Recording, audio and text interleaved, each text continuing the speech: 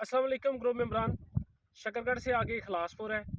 अखलासपुर से आगे आखिरी गांव है जिसके बाद इंडिया शुरू होता है जलाला शरीफ। आज हम जलाला शरीफ से आगे इंडियन बॉर्डर पे आए हुए हैं। हमारे पीछे दरिया रावी है। दरिया रावी के उस साइड पे इंडियन देहात जो है वो हमें सामने नज़र आ रहे हैं।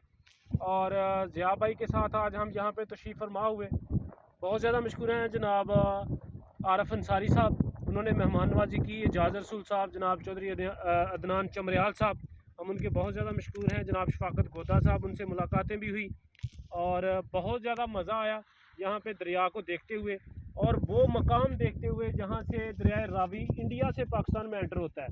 और इससे दूसरी साइड पे जो है वो इंडियन देहात है। बिल्कुल वैसा ही माहौल है जैसा कि हमारे पाकिस्तान में है, लेकिन उनकी शेड की बनावट थोड़ी सी डिफरेंट है और जो वहाँ पे ग्रीनरी मुझे ज़्यादा दिखाई दे रही है। तो बहुत ही मज़ा आया आज के इस ट्रिप का।